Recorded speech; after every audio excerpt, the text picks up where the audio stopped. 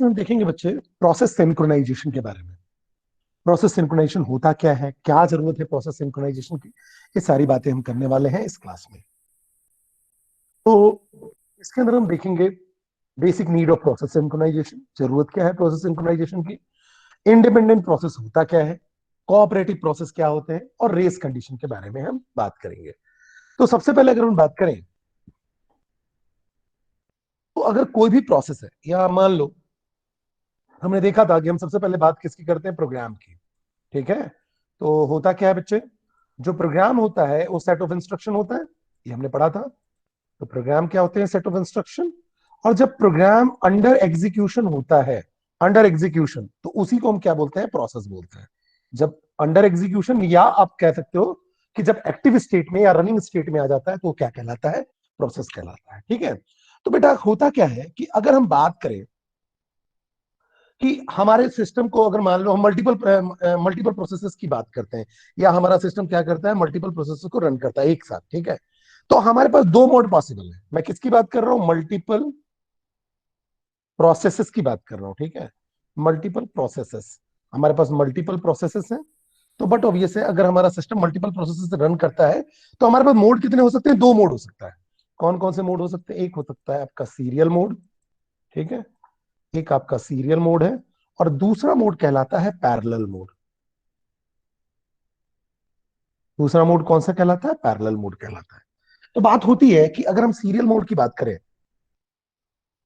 Serial mode क्या होता है, इसमें क्या क्या होता है कि एक एक करके प्रोसेस एग्जीक्यूट होगा, मतलब एक बार में एक एग्जीक्यूट होगा। मतलब अगर मान लो सपोज दैट, अगर आपके पास P1 प्रोसेस है, P2 प्रोसेस है, P3 प्रोसेस है, या P4 प्रोसेस है, तो एक बार में P1 एग्जीक्यूट हो गया, फिर आपका P2 एग्जीक्यूट हो गया, फिर P3 एग्जीक्यूट हो गया, फिर P4 एग्जीक्यूट हो गया। मतलब एक एक करके एक एक प्रोसेस एग्जीक्यूट होते जाएंगे, एक बार में एक। जैसे कि अगर मैं इसका एग्जांपल बताऊं बेटा सीरियल मोड का, तो देखो हम एटीएम मशीन यूज करते हैं। ठीक है, तो अगर एटीएम मशीन को एक बंदा यूज कर रहा होता है, कोई बंदा उसको यूज कर रहा है, एटीएम मशीन को कोई बंदा यूज कर रहा है। ठीक है, तो ए बंदा क्या कर रहा है, एटीएम मशीन को यूज कर रहा है। तो बट ऑब्वियस है, जितने भी बाकी लोग हैं वो एटीएम मशीन के बाहर वेट कर रहे होते हैं। मतलब बी वेट कर रहा है, मान लो सी वेट कर रहा है, डी वेट कर रहा है, जब तक कि ए अपना पूरा ट्रांजेक्शन कंप्लीट नहीं कर पाता, कर लेता है। जैसे कि उसको मान लो मिनी स्टेटमेंट निकालना है, या सपोज करो उसको क्या कहते हैं, कुछ अमाउंट निकालना है, 5,000 या 10,000 अमाउंट निकालना है। तो अगर जब तक वो अपना ट्रांजेक्शन कंप्लीट नहीं कर लेता है, बी को मौका नहीं मिलेगा। बी को फिर मौका मिला, तो बी जब तक अपना काम पूरा कंप्लीट नहीं कर लेता है, सी को मौका नहीं मिलेगा। तो सी जब तक काम कंप्लीट नहीं कर लेता है, तो फिर डी को मौका नहीं मिलेगा। तो इसका मतलब ये हुआ, जब तक ए अपना ट्रांजेक्शन कंप्लीट नहीं कर लेता है, कोई दूसरा इन नहीं होगा। अब ए एग्जिट हो गया। ठीक है, अगर ए एग्जिट हुआ तो बट ऑब्वियसली बी को मौका मिलेगा, बी अपना पूरा का पूरा ट्रांजेक्शन कंप्लीट करेगा, और फिर एक क्या हो गया, एग्जिट हो गया, तब सी को मौका मिलेगा। तो सीधी सी बात है कि जैसे कि हम एटीएम मशीन में एक एक करके कोई भी बंदा जाता है और पैसे निकाल के बाहर आता है, या अपना ट्रांजेक्शन कंप्लीट करता है, तो जब तक वो बाहर नहीं आएगा दूसरा नहीं जाएगा। इसमें एक प्रोसेस के रन होने से दूसरे प्रोसेस पे कोई इफेक्ट नहीं पड़ रहा है। मतलब ए का ट्रांजेक्शन बिल्कुल ही इंडिपेंडेंट है। जब तक ए अपना ट्रांजेक्शन जब तक कंप्लीट नहीं कर लेता है, बी एंटर हो ही नहीं सकता। तो अगर हम प्रोसेस की बात करें तो बट ऑब्वियस है, अगर हम इसमें देखें सीरियल मोड में, तो अगर P1 प्रोसेस है तो P1 प्रोसेस के रन होने में दूसरे का कोई इंटरफेरेंस नहीं है, या दूसरे पे कोई इफेक्ट नहीं होगा। मतलब P1 के रन होने से P2 पे भी इफेक्ट नहीं पड़ेगा, और P2 का इफेक्ट P1 पे भी नहीं पड़ेगा। इसको हम बोलते हैं सीरियल इफेक्ट, या serial mode. Serial mode processing की बात करें तो सीरियल मोड प्रोसेसिंग कहलाती है। ठीक है, लेकिन बेटा अगर हम बात करें दूसरे मोड की, that is called parallel mode या कॉन्करेंट एग्जीक्यूशन की, अगर हम बात करें, पैरेलल और कॉन्करेंट में स्लाइट डिफरेंस है, लेकिन अभी हम दोनों को सिनोनिमसली बोल रहे हैं, यहां पास दोनों चलेंगे, इसलिए मैं ऐसा बोल रहा हूं। ठीक है, तो अगर मैं बात करूं बेटा पैरेलल मोड की, तो पैरेलल मोड की अगर हम बात करें, तो अगर हम मल्टी प्रोग्रामिंग या मल्टी टास्किंग की बात करते हैं, तो एक साथ मल्टीपल प्रोसेस हो सकते हैं जो कि एक साथ कॉन्करेंटली एग्जीक्यूट होंगे। ठीक है, मतलब आपके पास क्या है, एक साथ मल्टीपल प्रोसेसेस हैं, एक साथ आपके पास मल्टीपल प्रोसेसेस हैं। अब मल्टीपल जो प्रोसेसेस हैं वो क्या कर रहे हैं, कॉन्करेंटली एग्जीक्यूट हो रहे हैं। इसका मतलब P1 हो गया, P2 हो गया, P3 हो गया, P4, ये चार है, तो ये कॉन्करेंटली एग्जीक्यूट हो रहे हैं। ठीक है, अब जब ये कॉन्करेंटली एग्जीक्यूट हो रहे हैं तो क्या होगा, एक दूसरे पे इफेक्ट डाल सकते हैं, क्योंकि ये अलग अलग एग्जीक्यूट नहीं हो रहे हैं, एग्जीक्यूशन अलग अलग नहीं है, कॉन्करेंट एग्जीक्यूशन है, पैरेलल एग्जीक्यूशन है। तो होगा क्या, पैरेलल जब हम एग्जीक्यूशन करते हैं तो होता क्या है कि एक प्रोसेस का एग्जीक्यूशन दूसरे प्रोसेस के एग्जीक्यूशन में इफेक्ट डाल सकता है, जरूरी नहीं है, कंपल्सरी नहीं, लेकिन डाल सकता है। क्यों डाल सकता है, चाहिए बताओ क्यों डाल सकता है, क्योंकि वो आपस में कुछ ना कुछ शेयर कर रहे होते हैं। क्यों डाल सकता है, क्योंकि वो आपस में कुछ ना कुछ शेयर कर रहे होते हैं। शेयर क्या कर सकते हैं बच्चे, तो शेयर वो करते हैं वेरिएबल, मेमोरी, कोड हो गया, या बात करें रिसोर्सेस, तो इनमें से कोई भी चीज वो शेयर कर सकते हैं। ठीक है, तो शेयर कर रहे होते हैं। ठीक है, तो वेरिएबल हो गया, मेमोरी हो गया, कोड हो गया, रिसोर्सेस हो गए। तो क्या होता है पैरेलल मोड में, पैरेलल एग्जीक्यूशन में क्या होता है कि आपस में क्या करते हैं, जो प्रोसेसेस होते हैं वो क्या करते हैं, कुछ ना कुछ शेयर करते हैं। अगर कुछ ना कुछ शेयर करते हैं तो बट ऑब्वियस है, एक का एग्जीक्यूशन दूसरे के एग्जीक्यूशन में फर्क पड़ता है, एक का एग्जीक्यूशन दूसरे के एग्जीक्यूशन में कुछ ना कुछ इफेक्ट डाल सकता है, कंपल्सरी नहीं है लेकिन डाल सकता है। और शेयरिंग क्या क्या हो सकती है, वेरिएबल की शेयरिंग हो सकती है, मेमोरी की शेयरिंग हो सकती है, कोड शेयर कर सकते हैं, रिसोर्स शेयर कर सकते हैं। ठीक है, ये हम देखेंगे बच्चे, अभी हम समझेंगे तो इस बात को हमें क्लैरिटी आ जाएगी कि कैसे रिसोर्स कैसे शेयर होता है। तो मुझे ये बात तो समझ में आ गई कि पैरेलल मोड में हमारे पास प्रोसेसेस एक दूसरे के साथ कुछ ना कुछ शेयर कर सकते हैं। अगर शेयर कर रहे होते हैं तो बट ऑब्वियसली एक दूसरे पे इफेक्ट डाल सकते हैं। तो ये पैरेलल मोड की बात हो गई। ठीक है, अब अगर हम बात करें तो देखो हमें ये बात समझ में आ गई कि अगर एक दूसरे के एग्जीक्यूशन में अगर फर्क डालेंगे तो दिक्कत हो सकता है। कैसे दिक्कत हो सकता है समझो, अगर प्रिंटर है और प्रिंटर पे एक यूजर ने प्रिंट कमांड दिया, U1 ने, दूसरे यूजर ने भी प्रिंट कमांड दिया, U3 ने भी प्रिंट कमांड दिया, प्रिंटर शेयर्ड मोड में। क्योंकि दिक्कत कहां है, शेयर्ड मोड में, और कॉन्करेंट एग्जीक्यूशन हो रहा है। लेकिन कुछ ना कुछ, जब दिक्कत कब होगी, जब वो क्या करेंगे, कुछ ना कुछ आपस में शेयर करेंगे, तब दिक्कत होगी। तो मैं मान के चलता हूं, एग्जांपल लेके चलता हूं कि U1 हो गया, U2 हो गया और U3 हो गया, वो क्या कर रहे हैं, कॉन्करेंट एग्जीक्यूशन कर रहे हैं, और साथ में एक साथ उनने प्रिंट कमांड फायर किया।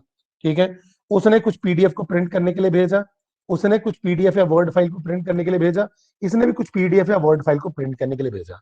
तो अगर बेटा हम प्रोसेस को सिंक्रोनाइज नहीं करेंगे तो दिक्कत क्या होगी, जैसे ही प्रिंट कमांड गया तो इसका एक दो पेज प्रिंट हो गया, फिर कुछ इसका पेज प्रिंट हो जाएगा, फिर कुछ इसका पेज प्रिंट हो जाएगा।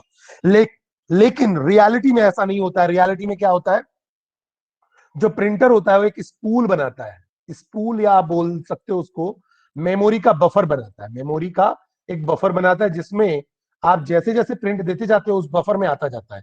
जैसे कि पहला पीडीएफ पीडीएफ आया तो 1.pdf आ गया मेमोरी के बफर में, फिर 2.pdf आ गया मेमोरी के बफर में, फिर 3.pdf आ गया मेमोरी के बफर में। अब क्या होगा, 1.pdf को लेगा और प्रिंटर क्या करेगा, पूरा का पूरा एग्जीक्यूट करेगा। और जब तक पूरा का पूरा एग्जीक्यूट नहीं कर लेता, जब तक कि पूरा का पूरा प्रिंट नहीं कर लेता है, वो 2.pdf को मौका नहीं देगा। वैसे ही फिर वो 3.pdf को मौका नहीं देगा जब तक कि 2.pdf को कंप्लीट नहीं कर लेता है। ये क्या कर रहा है, प्रोसेस के साथ सिंक्रोनाइजेशन कर रहा है। अगर सिंक्रोनाइजेशन नहीं होता तो क्या होता, कुछ पेज पहले वाले यूजर के प्रिंट हो जाते, कुछ दूसरे के, कुछ तीसरे के, ऐसे करके मिक्स प्रिंट होते, क्योंकि प्रोसेस का आपस में कोई सिंक्रोनाइजेशन था ही नहीं। तो अब अगर हम इस बेस पे बात करें बच्चे, तो समझने की कोशिश करते हैं, इस बेस में हम समझने की कोशिश करें तो हमारे पास जो प्रोसेसेस होते हैं वो दो टाइप के हो सकते हैं। जो प्रोसेसेस हैं वो दो टाइप के हो सकते हैं। कौन कौन से टाइप के हो सकते हैं, एक होता है कोऑपरेटिव प्रोसेस, जिसके लिए हमको सिंक्रोनाइजेशन पढ़ने की जरूरत है। तो एक होता है कोऑपरेटिव प्रोसेस, ठीक है, और दूसरा होता है इंडिपेंडेंट प्रोसेस।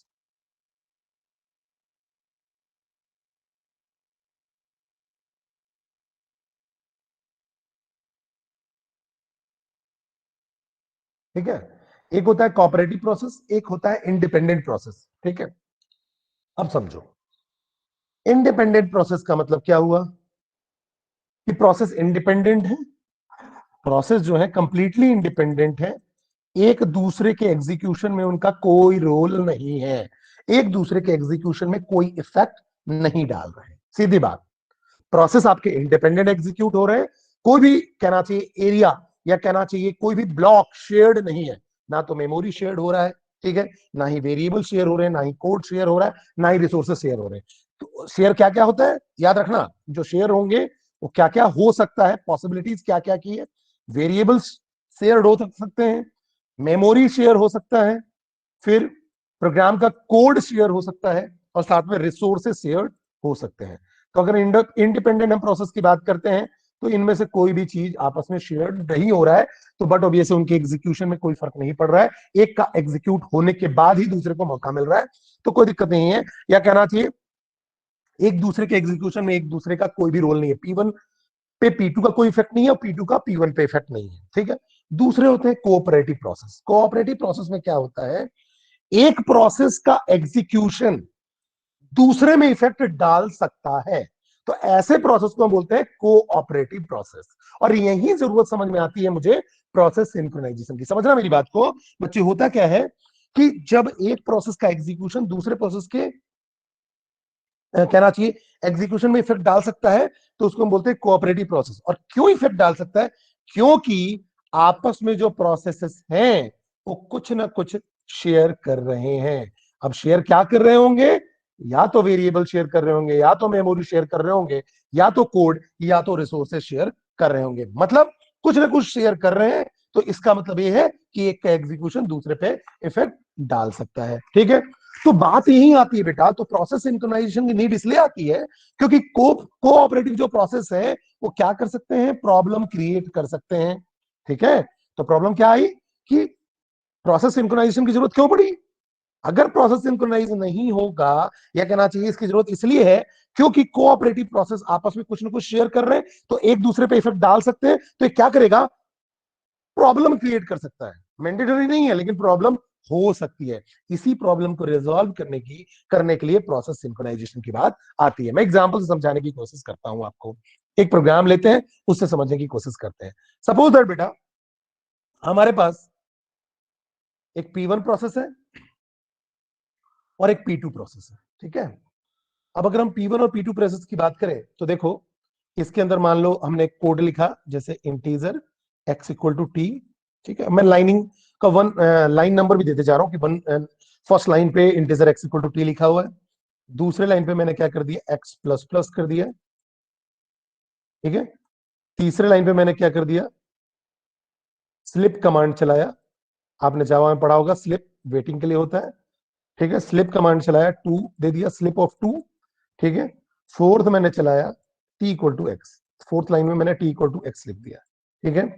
फिर P2 की बात करें तो P2 में मैंने लिखा integer y equal to T, ठीक है। और ये भी पहला लाइन है, दूसरे लाइन पे है y माइनस माइनस, ठीक है। फिर आप तीसरे लाइन पे लिख रहे हो स्लिप ऑफ 2 सेकेंड या 2 मिली सेकेंड, ठीक है। फिर हम बात करते हैं टी इक्वल टू वाई। ये ऐसा दो कोड है। अब कोई भी प्रोसेस है तो बट ऑब्वियसली प्रोग्राम ही है, जब एक्टिव मोड में आ जाएगा तो वो क्या कहलाने लगेगा, प्रोसेस कहलाने लगेगा, अदरवाइज जो प्रोग्राम है, ठीक है। तो बेटा हम मान के चलते हैं कि देखो, अगर हम मल्टीपल प्रोसेसर्स की बात करें तो बट ऑब्वियसली P1 P2 को अलग अलग प्रोसेसर मिल जाएंगे, प्रोसेसर मिल जाएगा। मल्टीपल प्रोसेसर की बात करूं तो मैं, लेकिन इन जनरल क्या होता है, हम किस सिस्टम की बात करते हैं, यूनी प्रोसेसर सिस्टम की बात करते हैं। जो हम लैपटॉप यूज करते हैं या कहना चाहिए जो हम मोबाइल यूज करते हैं, जनरली क्या होता है, यूनी प्रोसेसर होता है। यूनी प्रोसेसर मतलब एक ही सीपीयू होगा, ठीक है।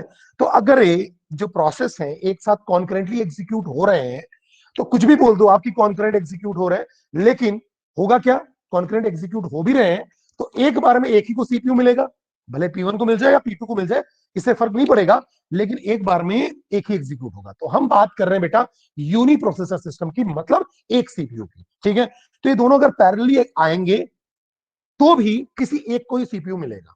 अब मैं मान के चलता हूं बेटा P1 को सीपीयू मिल गया, सपोज दैट,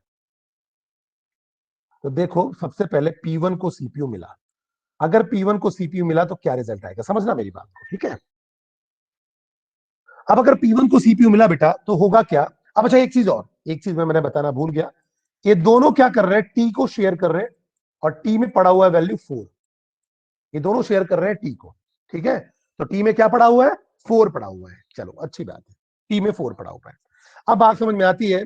अब मैंने बोला कि P1 प्रोसेस को सीपीयू मिला, ठीक है, तो P2 वेट करेगा। अब P1 को सीपीयू मिला तो हुआ क्या, समझना मेरी बात को, x इक्वल टू टी, तो x में आ गया, अभी यहां पास वैल्यू जो आया x में आ गया t बोले तो 4, x में आ गया 4। अब आपने बोला x प्लस प्लस, तो x हो गया x इक्वल टू 5, एक इंक्रीमेंट हो गया, तो x में आ गया 5, ठीक है। उसके बाद बोला स्लिप, स्लिप का मतलब क्या होता है, सिंपल ये समझ लो, 2 मिली सेकेंड का या 2 सेकेंड का आपने वेट लगा दिया, स्लिप कर दिया, मतलब प्रोसेस जो है वो आपका स्लीप मोड में चला गया, स्लीप मोड में चला गया, इसका मतलब वेट कर रहा है। अब याद करो टाइम क्वांटम वाली बात, कि जब क्या होता था कि हम हर प्रोसेस को 2-2 मिनट या 2-2 सेकेंड ही देंगे, ठीक है, तो 2 सेकेंड के बाद वो उसको क्या हो जाता था, उससे सीपीयू छिन जाता था और रेडी स्टेट में चला जाता था। याद करो, वो रेडी स्टेट में चला जाता था रनिंग स्टेट से, ठीक है, रनिंग स्टेट से रेडी स्टेट में चला जाता था, और रेडी से नया प्रोसेस रनिंग में आ जाता था। तो जैसे ही आपका स्लीप हुआ, तो स्लीप होने के बाद वेट हो गया, वेट कितने का हो गया, 2 second, 2 millisecond, 2 unit of time का वेट हो गया। जब वेट होगा तो क्या करेगा, इस P1 को, इस P1 प्रोसेस को PCB1 में, प्रोग्राम कंट्रोल ब्लॉक 1 में क्या होगा, सेव कर देगा, ठीक है। जो स्टेटस होगी करंट स्टेटस, उसको PCB1 में सेव कर दिया जाएगा, ठीक है। PCB1 में सेव हो गया कि इसके बाद मुझे यहां के बाद चलना है, तो P1 जो भी प्रोसेस था उसका, उसको किस में सेव कर दिया गया, PCB1 में, और इसको प्रिंट करके रेडी क्यू में भेज दिया गया, मतलब P1 प्रोसेस को प्रिंट करके रेडी क्यू में भेज दिया गया। ये तो मुझे समझ में आ गया, ठीक है। अब कहां चला गया, प्रिंट हुआ और P2 को मौका मिल गया, पहले P1 को मिला हुआ था, अब P2 को मौका मिल गया। जैसे ही P1 को P2 को मौका मिला, तो क्या हो जाएगा, देखो यहां देखो, P1 को हमने PCB1 में रख दिया। अब जैसे ही P2 को मौका मिला, तो y इक्वल टू वैल्यू हो गई t, तो y इक्वल टू टी मतलब y इक्वल टू 4, ठीक है, y equal to 4, y equal to 4 हो गया। चलो अच्छी बात है, y की वैल्यू माइनस माइनस, तो y इक्वल टू 3 हो गया, ठीक है। अब क्या होगा बेटा, स्लिप ऑफ 2, फिर से वेट लगाया मैंने, और 2 सेकेंड, 2 मिली सेकेंड या 2 यूनिट ऑफ टाइम के लिए P2 भी वेट में चला गया, वेट में चला गया मतलब ये रेडी स्टेट में चला गया, और रेडी से रनिंग में कौन आ जाएगा, P1 आ जाएगा। तो P2 को यहां मैंने PCB2 में, प्रोग्राम कंट्रोल ब्लॉक 2 में स्टोर कर दिया, ठीक है, प्रोग्राम कंट्रोल ब्लॉक 2 में मैंने स्टोर कर दिया। अब जब मैंने PCB2 में उसको स्टोर किया, ठीक है, स्टोर कर दिया, तो वापस से क्या होगा, P2 जो होगा प्री एम्प्ट हो जाएगा रेडी क्यू में, या कॉन्टेक्स्ट स्विचिंग होगी, और P1 को मौका मिल गया। अब किसको मौका मिला, P1 को, चलो अच्छी बात है, अब P1 को मौका मिल गया। अब P1 को जैसे ही मौका मिला कि PCB1 लोड होगा मेमोरी में, सीपीयू में PCB1 लोड हो गया। अब बेटा यहाँ PCB1 में आपका सीपीयू में लोड हुआ। अब जब PCB1 सीपीयू में लोड होगा, तो समझो मेरी बात को, जाके ये वाला लाइन एग्जीक्यूट होगा, तो टी की वैल्यू को ये अपडेट करेगा, और टी की वैल्यू क्या हो जाएगी, एक्स, एक्स में कितना पड़ा था 5, तो टी की वैल्यू हो गई 5, ठीक है। और जाके ये आपका टर्मिनेट हो गया, तो ये आपका पूरा का पूरा टर्मिनेट हो गया, खत्म, टी की वैल्यू आपकी पूरी की पूरी टर्मिनेट हो गई, काम खत्म इसका। अब वापस से जब ये टर्मिनेट हो गया, तो PCB2 लोड हो जाएगा सीपीयू में, क्योंकि अब एक ही प्रोसेस बचा, तो रेडी से रनिंग में आ जाएगा। टी को बोलेगा टी इक्वल टू वाई कर दो, तो टी इक्वल टू वाई करेगा, तो वाई में कितना पड़ा हुआ है 3, तो टी में पड़ा हो जाएगा 3। अब टी वेरिएबल है, तो टी की लेटेस्ट वैल्यू कितनी हो जाएगी, 4 से हटके 3, पहले 4 से हटके 5 हुआ, यहां से देखो ये 5 हुआ, और 5 से हटके कितना हो जाएगा, 3 हो जाएगा, तो लेटेस्ट वैल्यू कितनी हो गई 3। जबकि अगर देखा जाए तो होना क्या चाहिए था, अगर मैं P1 की बात करूं, तो x plus plus, x plus मतलब एक इंक्रीमेंट कर रहा हूं, तो 4+1 5 होना चाहिए था, और y minus minus, y minus minus मतलब कितना होना चाहिए था, 5 - 1 4, तो रियल में 4 आना चाहिए था, लेकिन आ कितना रहा 3, क्योंकि अगर मैं प्रोसेस 1 को चालू करता हूं, तो बट अब ये से एक बार इंक्रीमेंट मतलब 4+1 5, और एक बार डिक्रीमेंट, अगर दोनों एक ही वैल्यू को शेयर कर रहे हैं, t इक्वल टू 4 दोनों में शेयर हो रहा है ना, यहां भी t है और यहां भी t है, देखो, तो बट ऑब्वियस है, जो भी आप टी में अपडेट करोगे चेंज भी हो जाएगा, ठीक है। तो यहाँ 5, और फिर 5 के बाद एक सब्ट्रैक्ट करते, तो यहाँ हो जाना चाहिए था 4, लेकिन आ कितना रहा है 3, तो इसका मतलब रिजल्ट गड़बड़ आ रहा है। अब अगर बेटा मैं इसी को, इस प्रोग्राम को अगर मैं थोड़ा सा चेंज करूं, थोड़ा सा चेंज करने की कोशिश करता हूं, देखो अभी आपने देखा 3 आ रहा है। अब दूसरी बार में अगर मैं इसको थोड़ा चेंज कर दूं तो अब आपको और अच्छे से क्लियर हो जाएगा। रिजल्ट याद रखना कि आपका रिजल्ट आया 3। ठीक है, तो रिजल्ट मुझे याद हो गया कि रिजल्ट आ रहा है 3। अब हम इसको क्या करेंगे, इसको जस्ट अपोजिट चलाएंगे। अपोजिट मतलब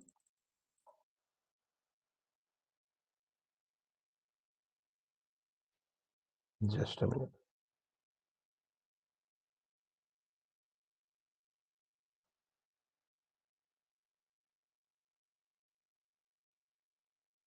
चलो अब मैं क्या करता हूं, इसको जस्ट अपोजिट चलाने की कोशिश करते हैं।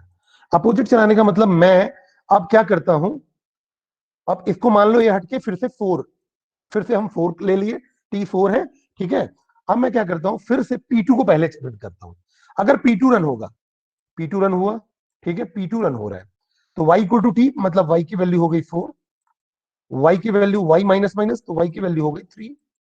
ठीक है, अब समझो जब मैं P2 को रन करूंगा तो आउटपुट क्या आना चाहिए, 4 माइनस 1 3, और 3 प्लस 1 4, एक इंक्रीमेंट होना चाहिए, तो ये 4 आना चाहिए। देखो यहाँ 4 आना चाहिए, इस बार आना चाहिए 4, इस बार आना चाहिए 4। अगर सही है, अगर मैं P2 को चालू करूं तो P2 एक डिक्रीमेंट होना चाहिए पहले, तो 3, और यहां जब जाएगा तो इंक्रीमेंट होना चाहिए, तो 4 आना चाहिए रियल में। लेकिन देखना क्या हो रहा है, तो y इक्वल टू 4 है और y इक्वल टू 3 लिया मैंने। ठीक है, तो जो y इक्वल टू 4 लिया और y इक्वल टू मैंने 3 दूसरे पोर्शन में लिया हुआ है, सॉरी y इक्वल टू 4 था, तो y इक्वल टू टी 4 हो गया, y equal to T assign हो गया y में, तो y की वैल्यू हो गई 4, y को मैंने डिक्रीमेंट किया तो y की वैल्यू हो गई 3। अब मैंने क्या बेटा यहां से फिर से स्लीप, अब स्लीप लगाया तो but obviously 2 unit of time के लिए ये रुक जाएगा और कॉन्टेक्स्ट स्विचिंग होगी, P2 चला जाएगा रेडी में, और रेडी से P1 को रनिंग में ले आया जाएगा, P1 को रनिंग में ले आया जाएगा। तो मैं यहां क्या करता हूं, P2 को PCB2 में सेव कर देता हूं। ठीक है, PCB2 में सेव कर देता हूं, और P1 को रेडी क्यू में इन करवा देता हूं। ठीक है, तो P1 अब इन हो गया, तो जाएगा x इक्वल टू टी। तो जब P1 इन हुआ तो x इक्वल टू टी का मतलब क्या हुआ, x इक्वल टू 4, x की वैल्यू 4, क्योंकि अभी t अपडेट नहीं हुआ है, तो 4, और x की वैल्यू कर दी मैंने 5, तो x की वैल्यू हो गई 4 प्लस 1 5, x प्लस प्लस मतलब x प्लस 1, तो x की वैल्यू 5। फिर से मैंने यहां क्या कर दिया, sleep of 2 unit of time. जैसे sleep of 2 unit of time होगा, इसको प्रोसेस कंट्रोल ब्लॉक 1 में सेव करके कॉन्टेक्ट स्विचिंग होगी और P2 को मौका मिल जाएगा। तो P1 को कॉन्टेक्ट स्विच किया और PCB1 में भेजा, सेव कर दिया, और अब किसको मौका मिलेगा, P2 को।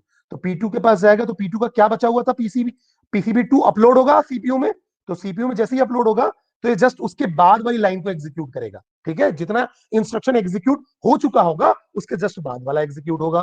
तो T इक्वल टू वाई, तो T इक्वल टू वाई मतलब T इक्वल टू वाई में क्या पड़ा है 3, तो T हो गया 3, और T यहां अपडेट होकर 3 हो गया, क्योंकि T में आपने असाइन कर दिया, और ये पूरा का पूरा P2 टर्मिनेट हो गया, क्योंकि इसके बाद कोई लाइन ऑफ इंस्ट्रक्शन है ही नहीं। फिर से P1 को मौका मिलेगा, PCB1 लोड होगा, तो जो इंस्ट्रक्शन बचा होगा वो एग्जीक्यूट होगा, तो T इक्वल टू एक्स। ठीक है, तो x में कितना पड़ा है 5, तो T इक्वल टू हो गया देखो 5। अब ये अपडेट होकर कितना हो जाएगा 5। तो इस बार जब फाइनल अपडेट हुआ, ये भी आपका टर्मिनेट हो गया, तो कितना आउटपुट आ रहा 5, जबकि आना कितना चाहिए था 4। पिछली बार पिछले प्रोग्राम में आपका आउटपुट कितना आना चाहिए था, आउटपुट आना चाहिए था 5। ठीक है, आउटपुट क्या आना चाहिए था, आपने लिया था 4, 4 प्लस 1 5, और 5 माइनस आपने 1, सॉरी, आउटपुट पिछले प्रोग्राम में आना चाहिए था 4, और आया कितना था 3। इस बार आउटपुट आना चाहिए था 4, आउटपुट कितना आ रहा है 5। दोनों ही केस में आपके पास रिजल्ट जो है वो सही नहीं आ रहा है। इसका मतलब हो क्या रहा है बच्चे, जो P1 और P2 प्रोसेस है आपस में कॉम्पीट कर रहे हैं। ये जो P1 प्रोसेस है और P2 प्रोसेस है आपस में कॉम्पीट कर रहे हैं अपने अपने रिजल्ट को लाने के लिए, और इसी को बोलते हैं हम रेस कंडीशन। ये रेस लगा रहे हैं कि मेरा रिजल्ट आ जाए, मतलब अगर मैं P1 को चालू करूं, P1 प्रोसेस को लूं तो आउटपुट आ रहा है 3, और जब मैं P2 को लूं तो आउटपुट आ रहा है आपका 5। ठीक है, तो ये दोनों रेस लगा रहे हैं कि मैं एग्जीक्यूट हो जाऊं या मैं एग्जीक्यूट हो जाऊं और मेरा आउटपुट आ जाए, लेकिन दोनों का ही आउटपुट गलत आ रहा है, और इस कंडीशन को हम रेस कंडीशन बोलते हैं, जिसमें दोनों ही प्रोसेस कॉम्पिटिट करते हैं, आपस में कॉम्पिटिट कर रहे हैं, जिससे कि उनका रिजल्ट आ पाए। इसी को हम बोलते हैं रेस कंडीशन। ठीक है, इसको हम क्या बोलते हैं, रेस कंडीशन बोलते हैं। ठीक है, तो बात समझने की कोशिश करते हैं बेटा, हमें ये समझ में आ गई बात कि हो क्या रहा है कि जब भी आपका P1 चले या P2 चले, ठीक है, लेकिन अगर कॉन्टेक्स्ट स्विचिंग होता है, पैरेलल प्रोसेसिंग की बात करते हो, जिसमें कहना चाहिए कुछ ना कुछ शेयर हो रहा होगा, जैसे कि यहाँ टी आपका शेयर हो रहा है, तो जहां शेयर हो रहा होगा तो कोऑपरेटिव प्रोसेस है। जब कोऑपरेटिव प्रोसेस की बात आ रहे हैं तो रिजल्ट जो है आपका गलत आ रहा है। और वो दोनों क्या कर रहे हैं, दोनों में क्या लगा हुआ है, रेस लगा हुआ है, कंपटीशन लगा हुआ है आपस में, ठीक है। तो कंपटीशन लगा हुआ है, उसी को हम बोलते हैं रेस कंडीशन। कॉम्पिटिट कर रहे हैं, इसी को हम क्या बोल रहे हैं, रेस कंडीशन बोल रहे हैं। और इसके लिए ही जरूरत है प्रोसेस सिंक्रोनाइजेशन की, जिससे कि हम क्या कर सके, एक को लॉक कर सकें, या सीमाफोर पीटरसन जैसे मेथड लगा के लॉकिंग कर सके कि अगर एक एग्जीक्यूशन हो रहा है तो दूसरे को मौका ना मिले, ठीक है। तो केवल कोऑपरेटिव प्रोसेस के केस में प्रॉब्लम आ रहा है। तो हमने देखा कि प्रॉब्लम कहां है, केवल कोऑपरेटिव प्रोसेस के केस में। तो अगर हम देखें तो प्रोसेस सिंक्रोनाइजेशन क्या है, process synchronization is the task of coordinating the execution of processes in a way that no two processes can have access to the same shared data and resources. cooperative मतलब synchronisation का मतलब ये हो गया कि आपके पास सिंक्रोनाइज करने का मतलब ये है कि आप टास्क को इस तरीके से कोऑर्डिनेट करो, या उनके एग्जीक्यूशन को, प्रोसेस के एग्जीक्यूशन को इस तरह से आप कोऑर्डिनेट करो, जैसे कि दो प्रोसेसेस एक ही समय में एक ही डेटा को शेयर या रिसोर्सेज को शेयर ना कर पाए। अगर वो नहीं कर पाएंगे तो बट ऑब्वियस है उनका इफेक्ट आपस में एक दूसरे के पे नहीं पड़ेगा। मतलब एक का जब कंप्लीशन हो जाए तब दूसरा अगर करे, जैसे कि मैंने यहां एग्जांपल में बताया था, अगर मान लो ये पूरा कंप्लीट हो जाता और फिर P2 एग्जीक्यूट होता तो कोई दिक्कत नहीं थी। मतलब अगर देखो, अगर मैं स्लिप ना लगाऊं तो मैंने बोला x इक्वल टू टी, तो कितना हुआ, मान लो 4 है तो 5 हो गया, और 5 प्लस सॉरी 4 है, 4 हुआ, और 4 प्लस 1 हो गया 5। अब फिर उस पर टी में आपने 5 असाइन कर दिया, ठीक है। उसके बाद अगर P2 आता तो y में कितना पड़ता, 5, और y माइनस माइनस 4। कंडीशन सही है, बिल्कुल सही है। स्लिप अगर नहीं है और फिर टी इक्वल टू आप 4 कर दो तो देखो बिल्कुल सही चल रहा है। मतलब एक के एग्जीक्यूशन के बाद दूसरा अगर उसको शेयर्ड करे तो फायदा है। मतलब अगर जो चीज शेयर्ड हो रही है तो उसमें क्या करना है, आप एक को कंप्लीटली एग्जीक्यूट करा दो और तब जाके दूसरों को मौका दो। तो जो अपडेटेड पार्ट होगा, जो कंप्लीट अपडेटेड पार्ट होगा, वो दूसरा शेयर करेगा, तो रिजल्ट इनकंसिस्टेंट नहीं आएगा। यहां दिक्कत क्या हो रही है कि एक प्रोसेस पूरा का पूरा कंप्लीट हो ही नहीं रहा है, एक प्रोसेस पूरा कंप्लीट नहीं हुआ, कुछ प्रोसेस काम बच गया, और उतने ही देर में P2 ने उसको एक्सेस कर लिया, ठीक है। अब वो क्या कर रहे थे, आपस में मेमोरी को शेयर कर रहे थे। तो ये जो अपडेशन हुआ, जो शेयर्ड पार्ट था, जो अपडेशन हुआ यहाँ, वो पूरा का पूरा नहीं हो पाया, लेकिन P2 ने तो एक्सेस कर लिया, P2 ने भी कुछ चेंजेस कर दिए, फिर P1 एक्सेस कर रहा है। लेकिन अगर P1 कंप्लीटली एक्सेस करके अपडेट करे और तब जाके उसको P2 एक्सेस करे तो ये प्रॉब्लम नहीं होगी, और इसी फिनोमिना को हम बोलते हैं प्रोसेस सिंक्रोनाइजेशन, ठीक है। It is specially needed in a multi process system when multiple processes are running together and more than one process try to gain access to the same shared resources और data at the same time. जिससे क्या हो जाता है, this can lead to the inconsistency of share data.